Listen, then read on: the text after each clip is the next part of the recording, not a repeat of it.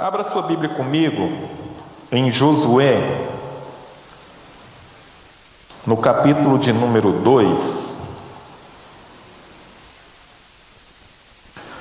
Quando o Sérgio e a Nádia falaram comigo sobre trazer a palavra aqui nesse seminário, e aí já veio um texto na minha mente e eu peguei, Deus, então vai ser esse texto, só que eu não sei qual que é o tema. E depois ela passou o tema, eu peguei, vai dar certo, Senhor. O Senhor abençoe e dá certo. E eu gosto muito desse texto aqui, porque esse texto ele fala de um preço crucial que alguém que, entre aspas, não tinha um contexto de uma vida religiosamente dentro de um padrão, mas ela teve que tomar um posicionamento diante de Deus, e não somente tomar um posicionamento diante de Deus, mas de trabalhar relacionamento, de trabalhar circunstância, de trabalhar ruptura de barreiras, para que toda a família dela fosse salva, literalmente salva.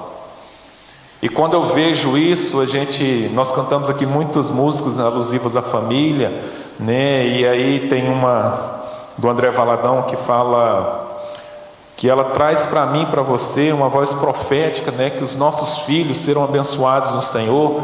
E a gente gosta muito daquele versículo de Atos capítulo 16, verso 31, que diz: crê no Senhor Jesus e... Só que isso não vem de bandeja, gente. Isso não vem de bandeja. Paulo dá essa palavra para o carcereiro, que eu costumo caracterizar aquele cara como a testemunha ocular das chicotadas que Paulo tomou. Só que aquele moço ele teve um preço depois. Qual o preço que ele teve que pagar? Ele teve que, entre aspas, quase que consertar o estrago que o outro fez nas costas do homem de Deus. Então o carcereiro que teve que ser, o enfermeiro nas costas de Paulo, para usufruir da salvação de Deus na casa dele. Então ele teve que entender o que é a dor do outro, para que a família dele fosse salva.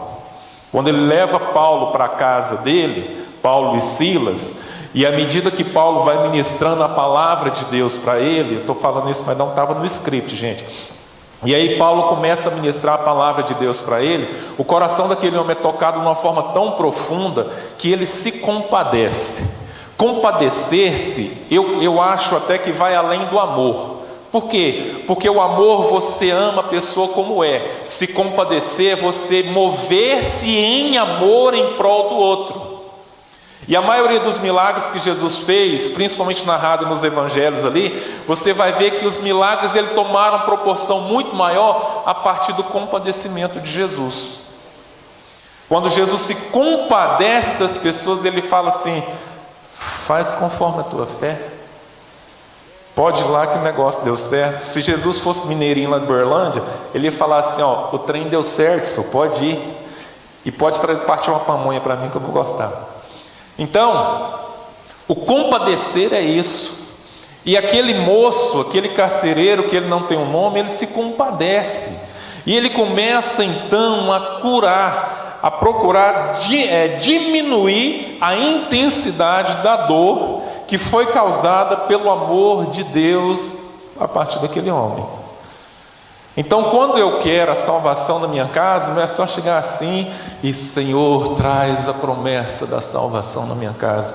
Moço do céu, minha irmã, se eu e você não pagarmos o preço, perdão da expressão, uma expressão bem interiorana, mas a giripoca pia e o pau quebra. O inimigo ele investe maciçamente contra a minha casa e sua casa. Eu tenho certeza que lá na rua do nome estranho, né, que a irmã Nádia falou aqui, tem muitos que conhecem a palavra de Deus. Tem muitos filhos e filhas de irmãos nossos na fé. Se eu e você formos em qualquer presídio da cidade, você pode fazer a relação de nomes bíblicos que tem lá. E não foi nome que foi achado no cartório, foi nome de pessoas que Deus tinha um propósito, que não nasceram por nascer. mas nasceram porque Deus tinha um propósito na vida daquelas crianças, que foram gerados em ventres de mulheres de Deus. Eu costumo dizer daquelas irmãzinhas do coque, que tem um calo desse tamanho assim no joelho, que estava orando, e aí infelizmente os meninos saíram do caminho, mas não saíram do propósito. Por quê? Porque Deus tem um propósito na vida daqueles meninos. Eu conheci um rapaz, há quase um mês atrás. Ele tem um nome de um dos artífices que construíram a arca, a tenda da congregação. E esse cara, assim, ele nasceu por um propósito de Deus. Ele trabalha hoje numa loja de som da Grande Vitória. E ele contando a história dele, e ele falando assim de algumas decepções na igreja. Eu falei assim, cara, só existe uma forma de você se decepcionar muito com a igreja. Ele o quê? Você andar do lado do seu líder, como Josué andou. Mas era isso que eu fazia. E aí ele se decepcionou. Esse cara ele foi parar no centro de Umbanda. E faltando 14 dias para ele ser consagrado, ele passa mal. Ele, por exemplo, em toda a trajetória dele, acho que foi 5 anos que ele ficou, na trajetória que ele tinha, ele chamava o guia dele, o guia aparecia, conversava com ele, dialogava com ele. E ele falava: a coisa mais fácil que tem é levar uma pessoa para o centro. Por quê? Porque a gente começa a falar das decepções que ela tem, e o inimigo, ele faz facinho. Mas por que ele faz fácil? Aí ele virou para mim e falou assim: pastor, por um detalhe. Eu, qual? Se nós, como servos de Deus, obedecêssemos ao Senhor, como dentro do centro obedece aos seus guias e orixás, eu falei, a igreja seria outra. Ele, exatamente. Então eles obedecem, não é que eles obedecem de medo, obedecem porque essa obediência faz com que haja um relacionamento de intimidade maior entre eles e os seus deuses ou os seus guias, que é justamente aquilo que a Bíblia apresenta para mim e para você, ou não? A gente vai ver que Moisés, eu vejo Moisés quase chorando: Deus, eu quero ver a tua face. Menino, você vai morrer. Eu quero. Quase que ele faz pirraça: eu quero. Tá, então vou te esconder aqui, eu vou passar e você me vê por trás. Não, fechou, mas eu quero ver. E aí você vê um Moisés que ele caminha na presença de Deus. E não houve homem na face da terra com a paciência que Moisés tinha, que viu Deus face a face. E esse cara, ele começa a conversar comigo, e ele falou: faltando 14 dias, eu passei mal, eu não consegui ir. E aí eu falei assim, eu parei, analisei a minha vida, eu falei assim: Deus, eu sei que o Senhor existe. Se o Senhor quiser me tirar daqui, só o Senhor, porque quem sai daqui não sai vivo. Ou volta todo estrupiado, ou seja, todo quebrado, mas volta, ou morre antes de chegar em casa. Se eu conseguir chegar em casa, se o Senhor me levar em casa hoje, eu não volto mais aqui. E ele foi para casa. E já tem 3 ou 4 meses que ele não põe o pé lá. E o guia, o pai de santo dele, liga para ele e tal. Ele não recrimina, ele não fala mal, mas ele não vai lá. E eu falei: como é que aconteceu o processo? Varão, alguém estava pagando o preço por você. Ele: pastor, do jeito que a minha roupa chegava do centro, a minha mãe pegava aquela roupa e lavava peça por peça minha. E ela falava assim no tanque: diabo, Deus me deu ele, e não é você e nem ninguém que vai me tirar. Você abençoa, você consagra essa roupa lá, mas eu santifico embaixo desse tanque. Senhor, passa o teu sangue aqui. Ela lavava as roupas daquele moço e consagrava ao Senhor, e santificava, falava assim: Satanás, você não gerou ele, a geração foi aqui, e foi aqui que o Senhor consagrou para ele. Então você não vai ter esse gostinho de consagrar o meu filho para você. Faltando 14 dias ele saiu de lá. É preço, a gente precisa pagar um preço. A gente precisa entender que não é só colocar os nossos filhos, a nossa esposa, o nosso esposo nas mãos de Deus. Nós temos que ralar para que eles mantenham-se nas mãos de Deus. Mas como? Deus vai escorregar eles? Não. Mas um lapso meu, uma falha minha, faz com que eles saiam da mão de Deus. Uma falta de um posicionamento meu faz com que os meus filhos possam não querer mais ir para a igreja. Uma falta de uma atitude de pedir perdão para o meu filho pode muito bem falar assim: meu pai é uma coisa na igreja, mas em casa é outra. Uma falta de cultivar um momento com a sua família é uma oportunidade que o inimigo tem de falar assim: dá mais valor à igreja do que a você. Lá em casa eu digo que a gente só sai em bando, os 4. Eu preciso que Deus me dê sabedoria, porque a Raíssa já está com 13, vai para 14, então ela vai querer mudar de bando. Eu falo assim: oh meu Deus, como é que vai fazer? Tem que dar um jeito do Senhor gerar alguma sabedoria para a gente, para que a gente consiga ter o bando ainda junto. Terça-feira, era 10 para meia-noite da manhã, perdão, 10 para meia-noite, a gente estava sentando na cadeira do cinema, lá em Piúma, para ver o quê? Os Vingadores. E não podia dar spoiler, mas tinha que assistir. Não tinha sessão. Eu virei e falei assim: ó, não tem, só 10 para meia-noite. Mateus estava comigo: compra. Eu falei: pera aí, tem que ver com a comandante maior, liga para sua mãe. Aí vamos, aí 10 para meia-noite, saímos 3 horas. Se tivesse outra sessão, embarcava mais 3 horas de filme. A gente riu, a gente achou cansativo o começo, depois a gente chorou, a gente riu de novo, saiu chorando e falou assim: podia ter mais, né? Então eles gostam disso. E aí eu também tenho que gostar, porque quem aqui é da época do Capitão América? Levanta a mão. Tá vendo? Quem aqui não gosta do Homem de Ferro? Levanta a mão. Para mim o melhor super-herói é o Homem de Ferro, ele que faz a gente rir nos filmes. Os bobos, assim, a bobeira tudo é dele. E os meninos amam isso. Vai que eu falo assim: eu vou comprar o ingresso, eu compro o pacotão de pipoca, você fica lá assistindo, depois eu vou buscar. Que graça que tem? Não tem. Tem um irmão lá da igreja, eu falei: e aí, você foi? Não fui não. Você não foi? Ele: não fui. Caraca, meu, você perdeu. É porque primeiro você perdeu a oportunidade de estar com seus meninos, depois você perdeu o filme, cara, que o filme é o filme. É o filme, compensa. Aí ele ficou assim. Só que aí depois a gente não percebe, os meninos dele não estão com depressão. Mas por quê? Esse distanciamento. Então a gente tem que pagar o preço. A gente assistiu Bob Esponja. Mateus: pai, vamos ver Bob Esponja.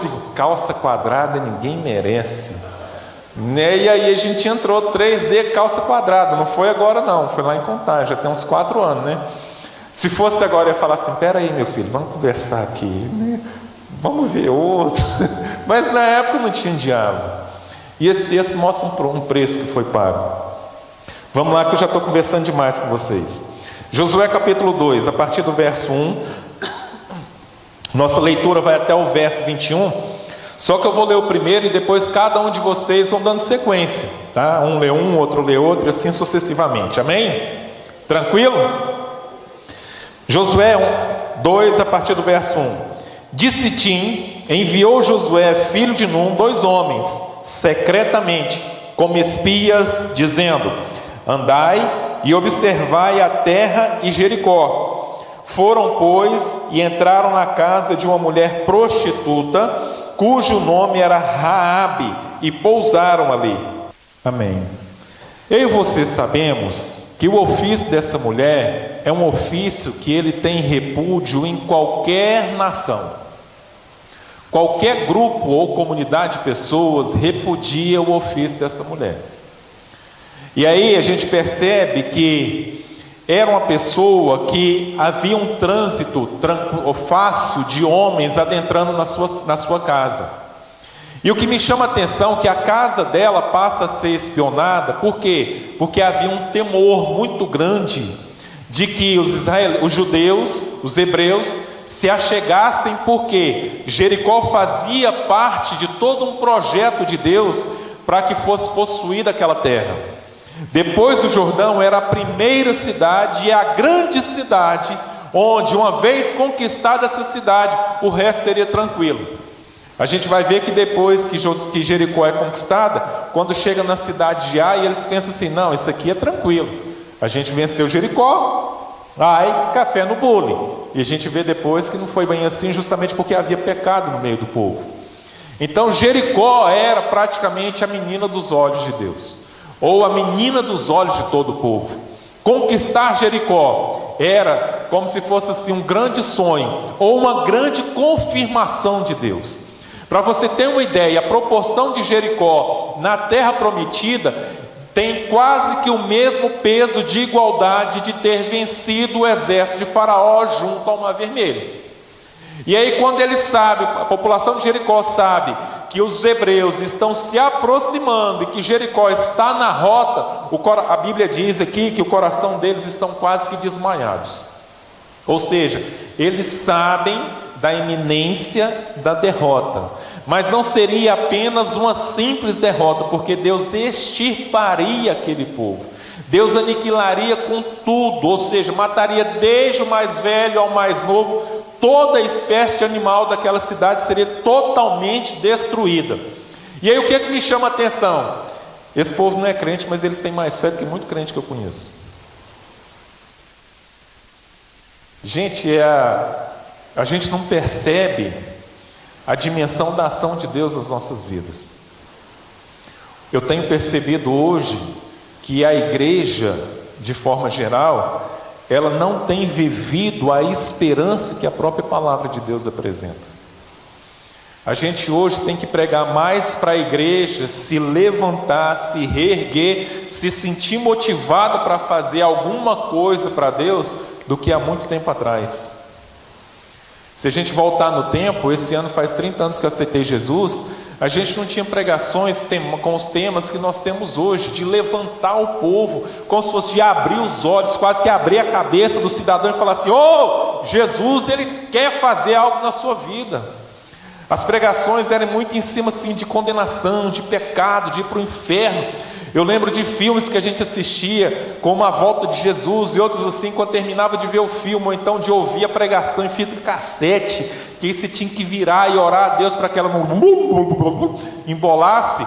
E aí quando você terminava de ouvir a fita assim, você falava: meu Deus, Jesus está voltando. Você já caía de joelho e falava assim: Senhor, tem misericórdia. E as pregações eram: você tem que aceitar Jesus, você tem que aceitar Jesus. Eu lembro que em 89, a gente era muito pregado na igreja que eu me converti, que Jesus estava voltando e as pessoas tinham até que sair do emprego, e tinham que pregar, e tinham que levar mensagem.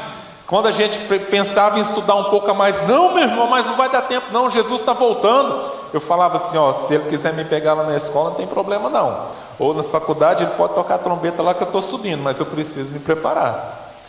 E a gente tinha essa expectativa. Vai pela enologia, pelos hinos que cantavam na época. A gente pega no final dos anos 80, por exemplo, aquele LP Aliança, né? Trabalhava muito a questão da unidade, da adoração, mas essa expectativa da volta de Jesus. Tinha um corinho antigo, perdoe a afinação: quando terminar essa vida, lembra? E lá no céu eu chegar. Gente, quando cantava isso na hora da Santa Ceia, você tinha que arrumar um punhado de papel e lenço, chorando assim, pensar como vai ser. A gente perguntava assim: lá no céu, como é que vai ser a Santa Ceia? Cara, eu não sei, mas eu chegando lá, eu já estou na fita. E aí a gente vê essa expectativa da volta de Jesus. A gente começa os anos 90 na história da igreja. Havia muita a profecia de que Deus iria levantar o país, Deus iria levantar essa nação. O Brasil era um celeiro de missionários. E eu ficava olhando assim, eu peguei: Deus, o Senhor é doido, esse profeta, ele travou os pinos tudinho, porque não tem como. A gente estava saindo da inflação de 88%. A gente estava começando a viver assim um caos, e aí os inícios dos anos 90, aquela crise, eleição do Collor. Aí a gente: vamos votar no Collor, as caras tudo lá, e o negócio deu tudo errado, por causa de um Fiat Elba. O cara perdeu o posto, entra Itamar Augusto Galtiero Franco, e aí ele começa a mudar muita coisa, vem o Plano Real, começa final de 93, 94, sai da URV e vai para o Real. Quanto que vale um real? $1. Gente, eu cansei de trocar dólar.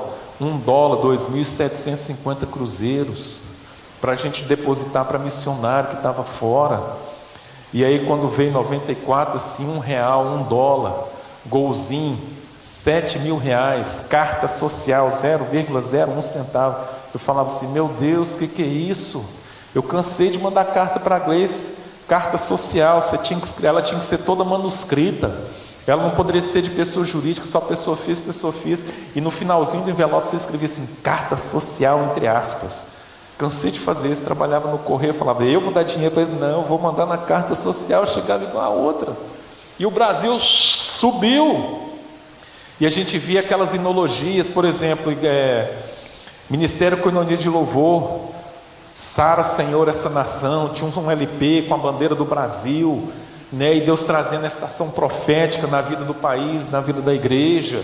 E a igreja nessa aspiração hoje, se você não pregar, se não for algo voltado na psicanálise, de uma alta ajuda, fala assim, não, se eu pregar contra o pecado, se eu falar, meu irmão, se você não tomar tenência, você não vai para o céu, misericórdia, não chame ele mais não, aquele menino não é de Deus não, porque a gente quer uma mensagem que vai massagear o ego da gente, a gente não quer uma mensagem que vai transformar.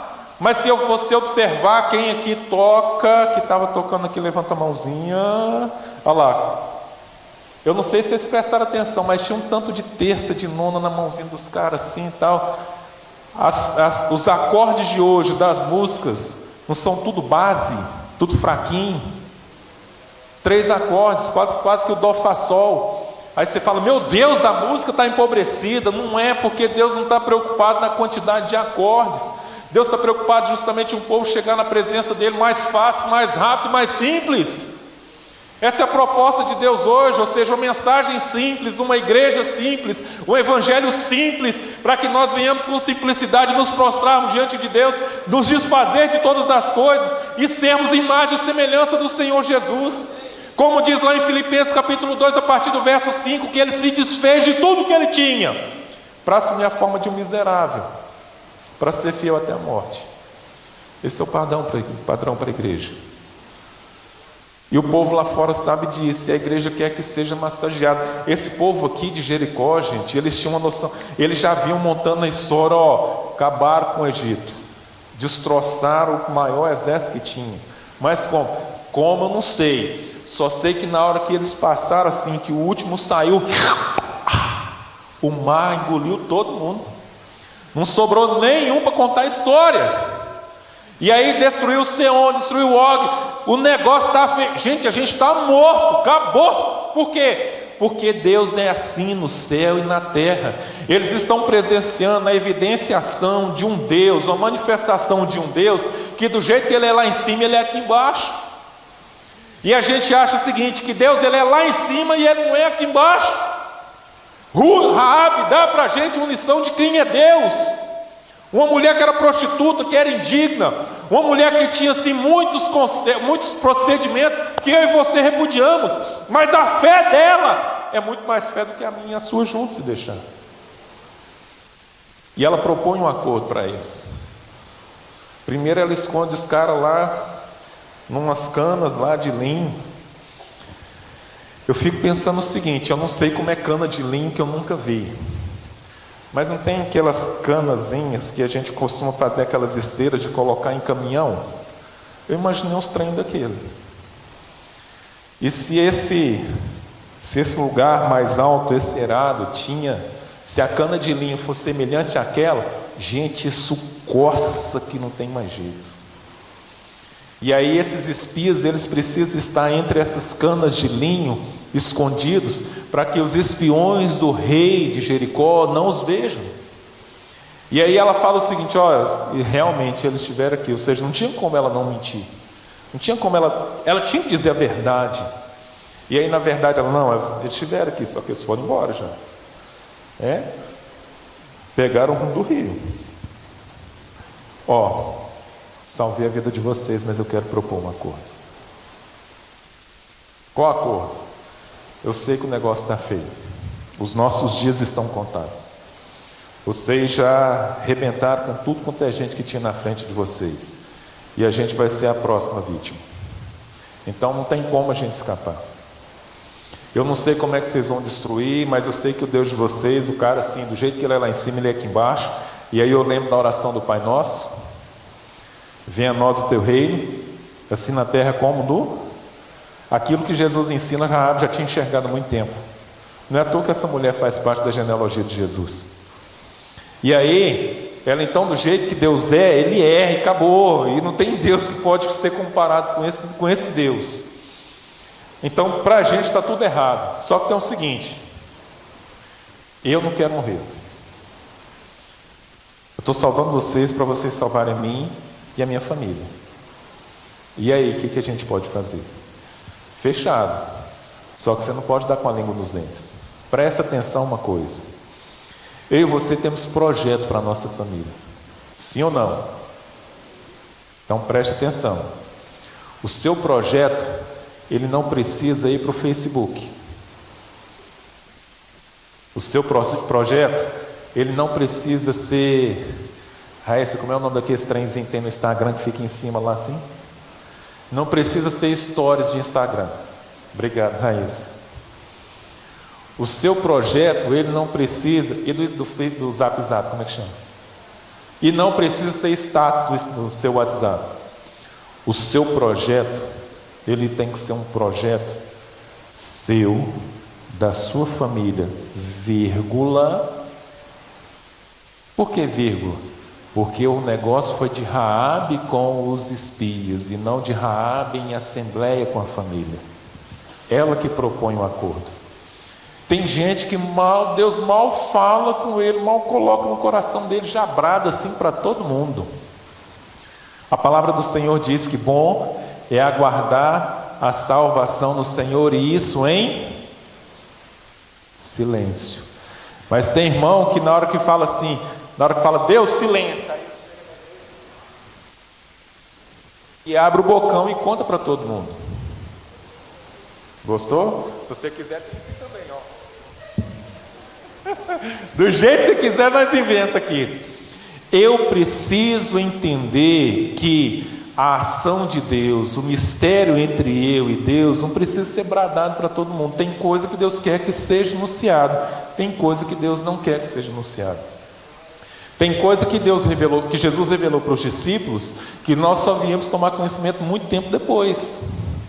Você não vê os discípulos lá depois de Mateus capítulo 17, no Monte da Transfiguração? Pedro, ele fala assim: caraca Deus, ó Jesus, vamos ficar aqui. Ó, uma tenda para o Senhor, outra para Elias, outra para Moisés, fechou, acabou, aqui é o céu e não sai daqui de jeito nenhum. O que Jesus falou? Baixa a bola. O próprio Deus falou assim: ó, eis o meu filho amado, em quem me comprazo. A ele o quê? Eu acho que Deus falou assim: vou deixar Jesus dar o pito neles e não vou ser eu. Aí Jesus, baixa a bola, vamos embora, que tem obra para fazer. E ó, não fala com ninguém não. A gente vai ver isso escrito depois. Então, Raabe propõe um acordo. E os espias chegam assim: não bate com a língua dos dentes. Não fala do nosso projeto. Eles não tinham falado com ela, mas ela já sabia de tudo que ia acontecer. Por quê? Porque ela montou a história. Ela percebeu as evidências. Ela juntou as peças do quebra-cabeça. Gente, essa mulher só falta ter o tom de discernimento aqui. A gente como igreja, a gente como filho de Deus, a gente não consegue montar as peças do quebra-cabeça. A gente precisa: Deus, fala comigo, Senhor. E Deus, abre os olhos, porque já está diante de você. A gente está vivendo os últimos dias que antecedem a volta de Jesus. Ah, mas eu ouço isso há muito tempo. Gente, Paulo já ouvia isso há muito tempo, muito mais antes de mim do que você junto. E ele aguarda Jesus como se ele nem fosse morrer, como se Jesus voltasse no outro dia. E ele dá esse alerta para a gente. Aí a gente fala assim: não, só um parênteses.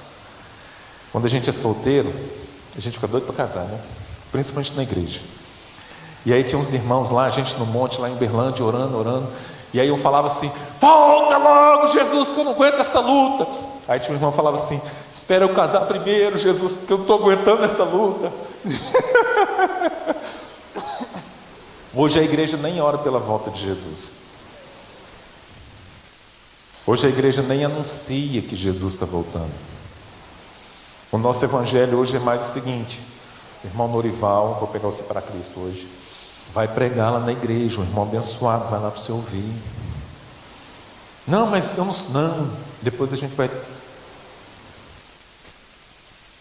ter um bolinho depois. Café também? Não, você falou que vai ter. Ela fala que não, eu acho que eu vou acreditar na palavra dela. Aleluia. Se não for aqui, vai ser lá no... E aí a gente fica a gente vende o peixe, mas a gente não traz a isca. A gente não leva a mensagem. Raabe já estava com tudo pronto. Quando Raabe chega para conversar com os espias, ela conversa de igual para igual. Os caras não contam o que vai acontecer. Ela já leu o projeto. Ela já percebeu. A igreja hoje ela não percebe a realidade. Ela não percebe o que Jesus está fazendo. Ela não percebe as manifestações do reino de Deus. Às vezes quando alguém fala assim, mas onde você viu isso? A gente observa. A Raabe observou e ela falou assim, vai vir um fim, mas eu não quero perder a minha vida nesse fim. E aí o que você precisa? O que eu preciso fazer? A gente precisa de um acordo, e você precisa manter esse acordo. Irmão, se eu quero a minha vida, a minha família abençoada, eu preciso aprender com Deus que existe um acordo a ser cumprido pela minha parte. Primeira coisa que eu vejo aqui nesse acordo, os espias falam para ela assim, todos os teus familiares têm que estar aqui, na sua casa. Lembrando que geograficamente a casa dela era em cima do muro. Muro este que caiu. Mas a casa dela foi a única coisa que ficou em pé no muro. Não sei o que Deus fez, que o muro foi todo destruído. A Bíblia diz que os caras entram, mas pô, o muro caiu aqui, eu estou aqui, eu vou entrar aqui. Mas a casa de Raabe ficou inteira. Devia ter muito anjo assim, segurando assim, vai descendo assim. Mas ela tinha que estar com todo mundo em casa. Aí você fala assim, beleza. Se a gente chamar para fazer um jantarzão, um churrascão assim lá em casa assim, se for umas 4 ou 5 picanhas de 2 dedos, não, 2 dedos é muito. 2 dedos depois você vai ficar assim, só um dedo de gordura é ideal.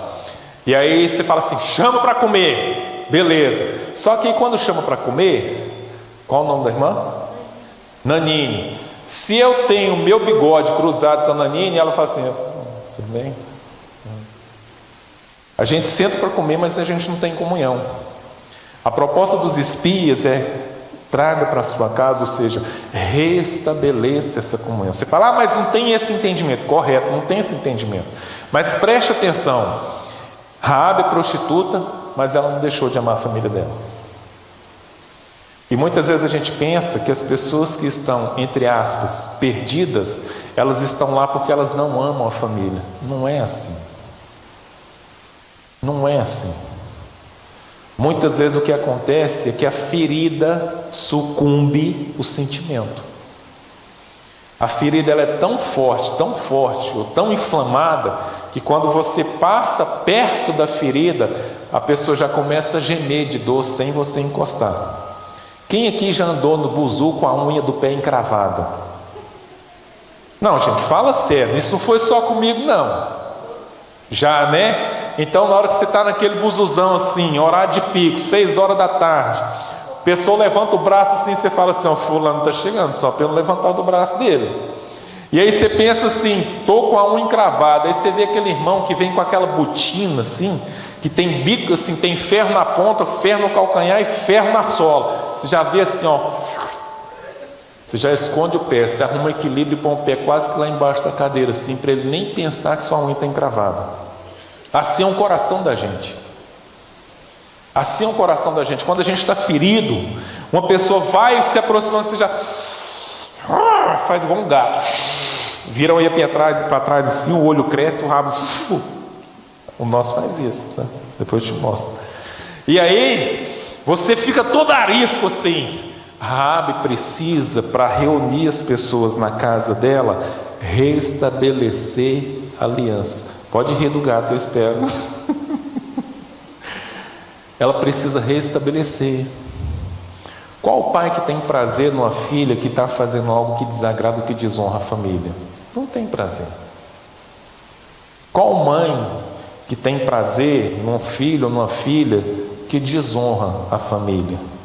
Eu não digo só na prostituição, mas qualquer outra coisa que seja, entre aspas, desonroso para a família.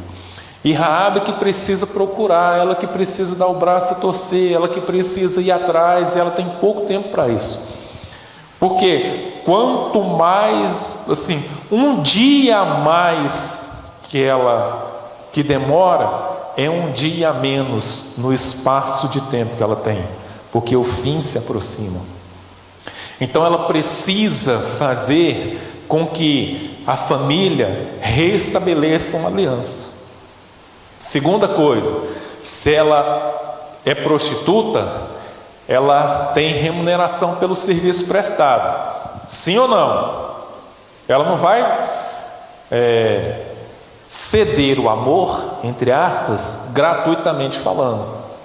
E o comércio dela em casa, se ela quer ter os pais, os irmãos, a família em casa, o que ela precisa fazer com o ofício dela? Parar. Ou seja, o padrão de vida dela vai acontecer o quê? Vai cair. Mas ela abre mão do padrão, ela abre mão do ganho, ela abre mão do sustento, por quê? Porque ela quer ver a família sendo salva pelo Senhor, pelo Deus dos Hebreus. Às vezes a gente fala assim, mas eu não vou abrir mão disso por causa de fulano. Mas você precisa abrir mão disso por causa da vida de fulano. Sabe por quê? Porque Jesus abriu mão de algumas coisinhas primordiais por minha causa e por sua causa. A gente tem dificuldade de jejuar, gente, de abrir mão de um tempo maior sem alimentar-se por causa de um propósito, justamente para você estar mais sensível à voz do Senhor. Não, mas eu não vou dar o braço a torcer. Jesus, ele foi retorcido por mim, por você. Então Raabe, ela se dá a contorção, ela perde o seu ganho, ela abre mão dos seus clientes para ter a sua família em casa. Só que a Bíblia não diz que tinha data marcada. Não tinha data marcada. E aí, como é que ela faz? Ela precisa aguardar o dia do Senhor. A gente tem pressa na manifestação da bênção de Deus, a gente não sabe aguardar o tempo de Deus. E quanto mais ela aguarda o tempo de Deus, se ela tinha um saldo financeiramente falando, ou economicamente falando, à medida que a família dela vem para a casa dela, a tendência do saldo economicamente falando, financeiro dela é o quê? Diminuir. E à medida que diminui, pode ser que a comida também o quê? Diminua. E automaticamente a comida diminuindo, o caixa não entrando, só saindo, pode chegar no momento de passar necessidade. Sim ou não? Sim. Eu não vejo um Raabe que reclama, mas eu vejo um Raabe que espera confiantemente pelo Deus dos Hebreus. A gente tem dificuldade de esperar pelo nosso Deus. Não é o Deus dos outros, é o Deus que nós servimos, é o Deus que nós professamos, é o Deus que nós declaramos ser o nosso Deus. Ela precisava manter na casa dela um fio de escarlata na janela que eles desceram. Aí você fala assim, vou colocar um versículo na minha casa escrito assim, eu e a minha casa serviremos ao Senhor, e aí a minha casa vai ser consagrada. Amém? Amém? Amém nada. A palavra de Deus não diz que se você colocar um versículo na porta da sua casa ela vai ser abençoada, mas antes você colocar a planta do seu pé, com chulé ou não, mas você colocou a planta do seu pé, aquele lugar vai ser o quê? Santo. Santo. O fio de escarlata era um sinal para a identificação de um acordo. Os cananeus viam aquilo lá e falavam assim, ó, engraçado, né? Tem um fiozinho, um negocinho vermelho ali agora. Aí o pessoal, e esse negocinho vermelho? Não sei, eu coloquei. Mas ela sabia que aquilo era um sinal de uma aliança. Sinais de alianças não precisam ser decifrados por todo mundo, mas sinal de aliança significa que é um acordo entre duas partes, e somente as duas partes precisam entender. Então ali era visivelmente uma entrega, uma confissão pública ao Deus dos Hebreus, mesmo que os outros não percebessem. Existem manifestações de Deus nas nossas vidas que as pessoas só perceberão depois. A casa de Raabe, ela só se tornou, na verdade, um cenário de Deus quando tudo foi destruído, mas a casa dela não foi. Mas antes de tudo isso acontecer, havia um sinal de entrega na casa dela que os outros não entendiam, mas ela sabia do que se tratava. Precisa haver na minha casa um sinal de entrega para Deus, que mesmo seja só eu e minha família e o Senhor sabendo, mas que ninguém tenha a oportunidade ou a ousadia de desfazer aquilo, porque aquilo é um acordo meu com Deus. Se eu quero aprender com Deus, eu preciso aprender o seguinte: que nos mínimos detalhes estão os grandes segredos, que nos mínimos detalhes estão as grandes coisas. Por exemplo, olhe para a pessoa que está ao seu lado. Se a pessoa é bonita ou feia, enquanto vocês estão olhando, eu vou beber água, gente.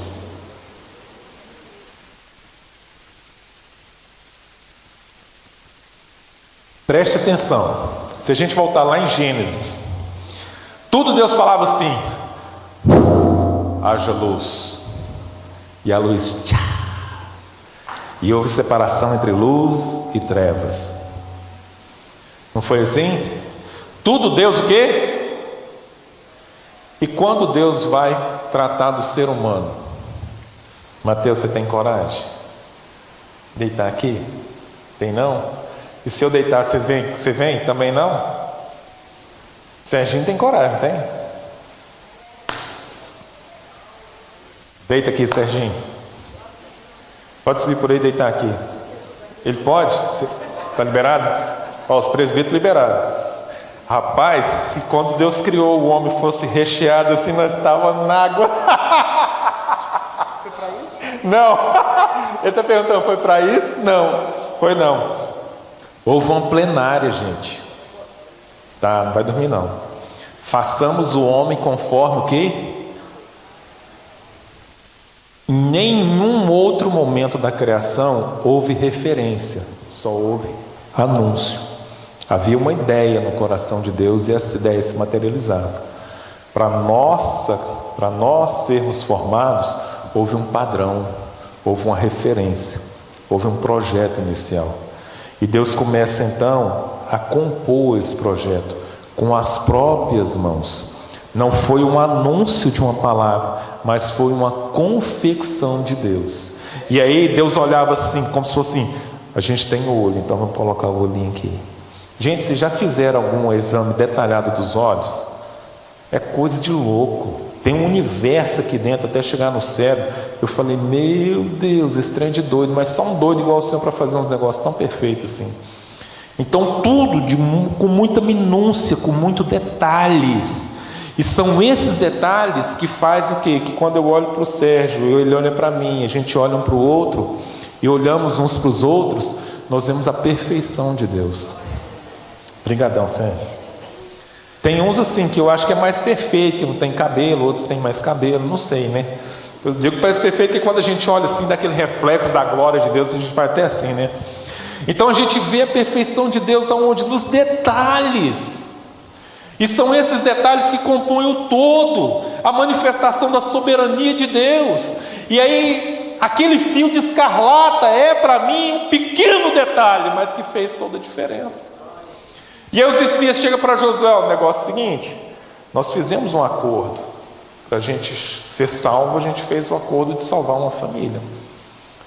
E aí, foi estabelecido um sinal, uma aliança, um fio de escarlata, um fio vermelho, um pequeno sinal vermelho. Quando estiver na hora, você faz assim, que eu já sei que é 5 minutos. E aí, quando chega naquele momento assim, Josué já sabe de tudo nos mínimos detalhes.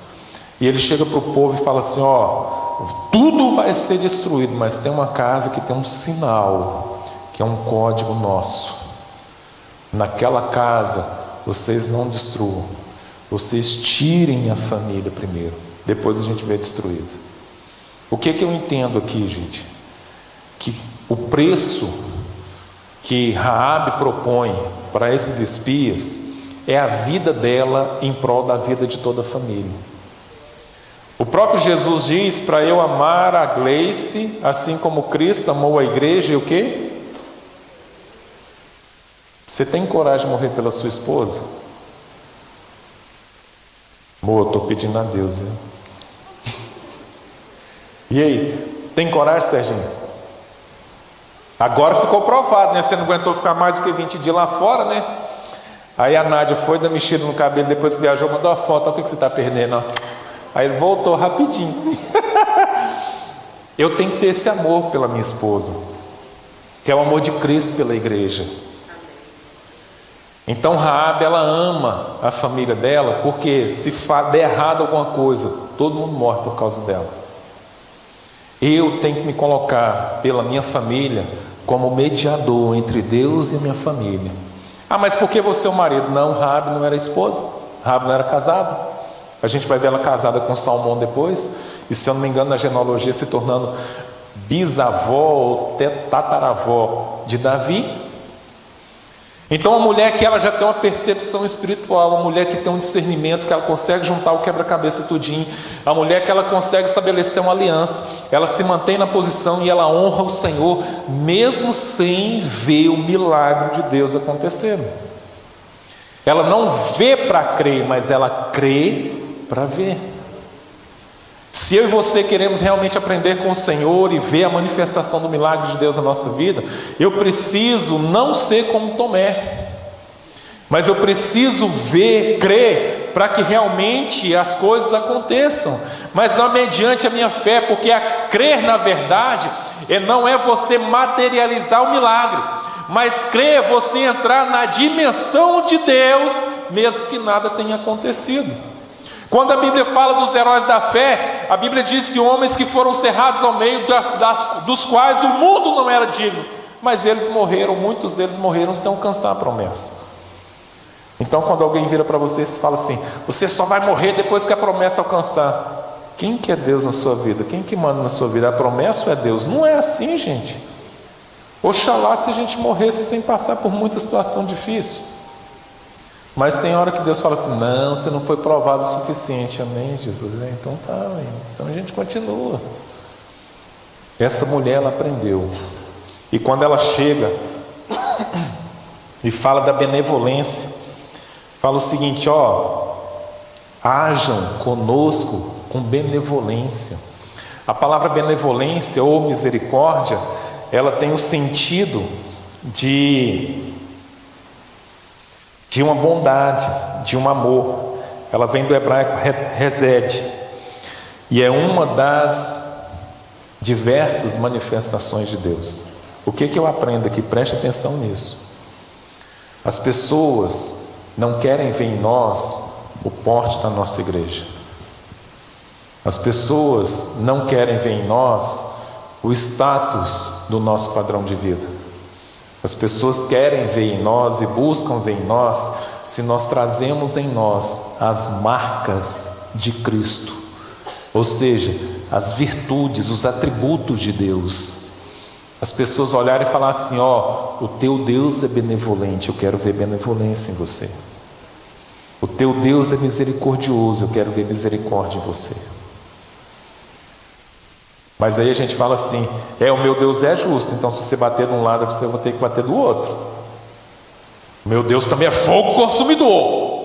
Aí mas não precisa você ser o fogo consumidor, deixa só Ele ser o fogo consumidor. Porque a nossa natureza já tem esse fogo consumidor. Tem hora que a gente fala assim, Deus abençoa aquele irmão em nome de Jesus, eu gostaria muito, Deus, que o Senhor me desse a honra de fazer o ofício fúnebre dele. Quer dizer, Deus, assim...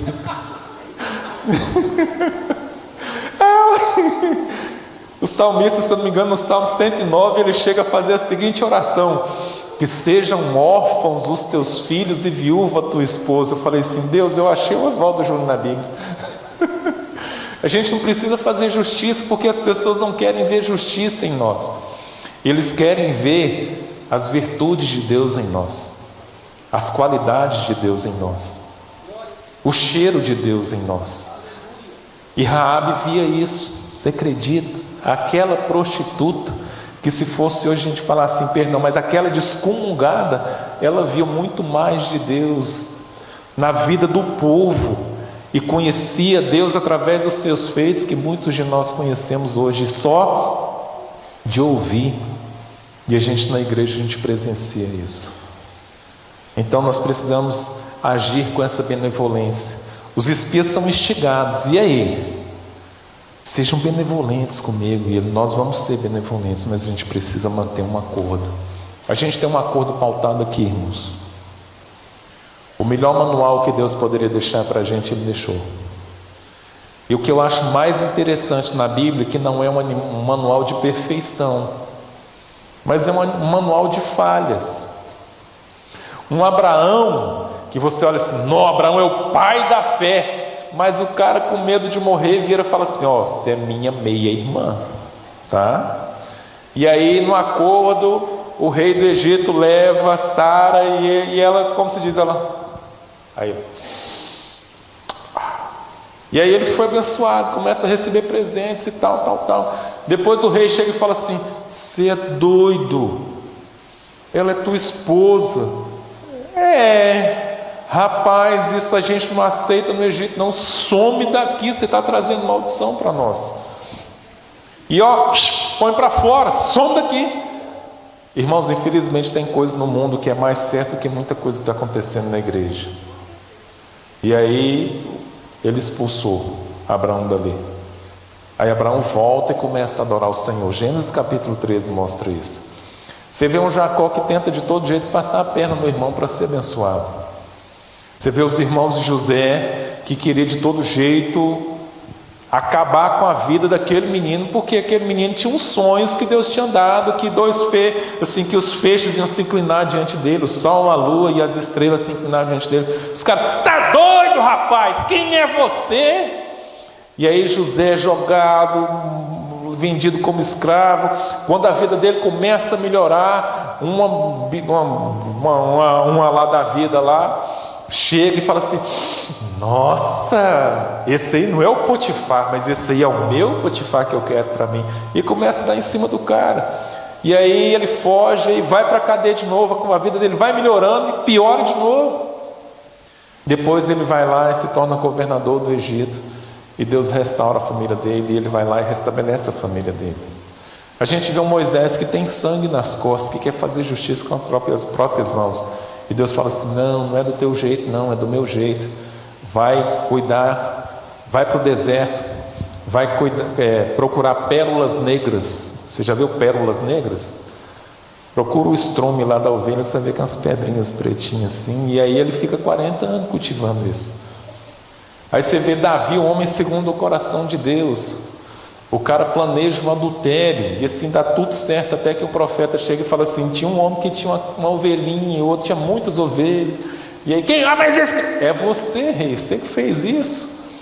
E aí o cara, eu não quero cair na mão dos meus inimigos, eu quero cair na mão dos Deus vivo. Mas é o cara que mais conhece acerca da natureza de Deus. Você vê um Jeremias que amaldiçoou o dia que ele nasceu. Você vê um Paulo que tinha prazer na morte dos crentes. E todos esses, Deus fala assim, vem comigo, vem para mim.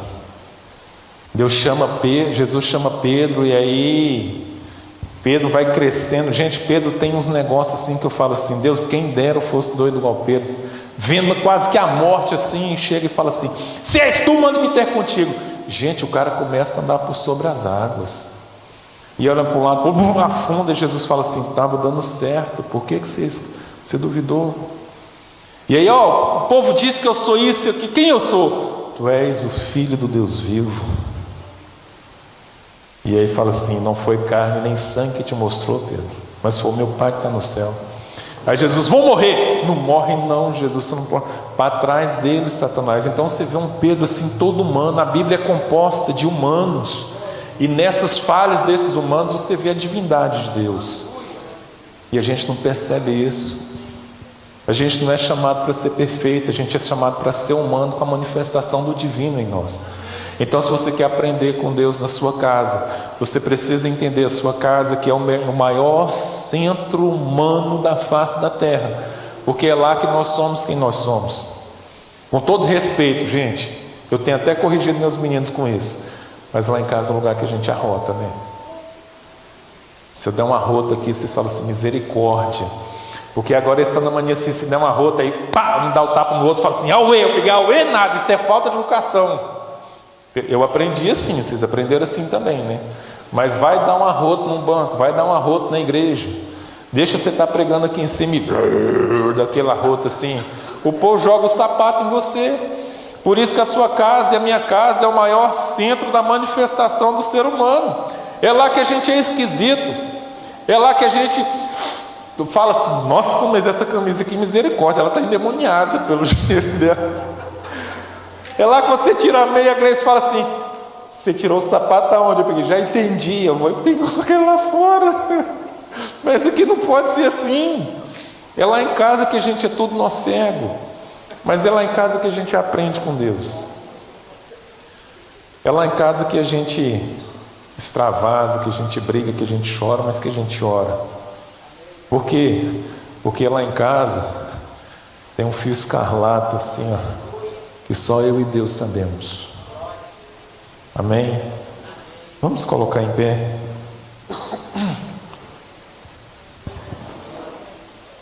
O melhor lugar para nós aprendermos com o Senhor é na nossa casa. A história de Raabe começa na casa dela.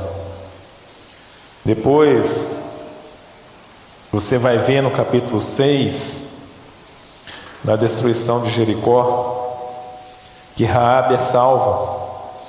E Josué conserva a vida da prostituta Raabe e a casa de seu pai, tudo quanto tinha, habitou no meio de Israel até o dia de hoje, porquanto esconderam os mensageiros que Josué enviara a espiar Jericó. E depois você vai ler Mateus capítulo 1, ela casando com Salmão.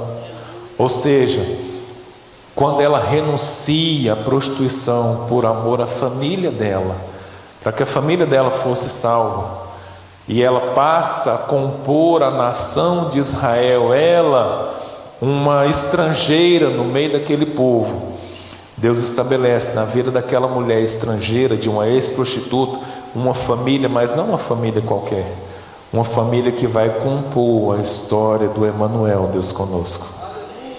Quando eu e você pagamos o preço, Deus ele recompõe a nossa história, para que essa nova composição da nossa história se alinhe com o propósito de salvação de Deus para quem quer que seja.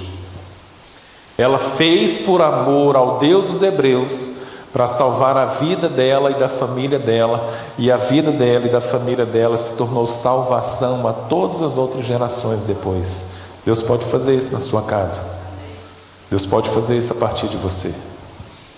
A partir daquela casa sua que está cheia de defeito, como toda casa. Aquela casa talvez que está cheia de conta para pagar, que você não conseguiu pagar. Aquela casa que tem uns infortúnios, que tem um ou outro passando um grande problema. Essa casa é o lugar onde Deus quer se manifestar, estabelecer ali um acordo, uma aliança, e você pagar um preço, e o Senhor honrar o preço que você pagou.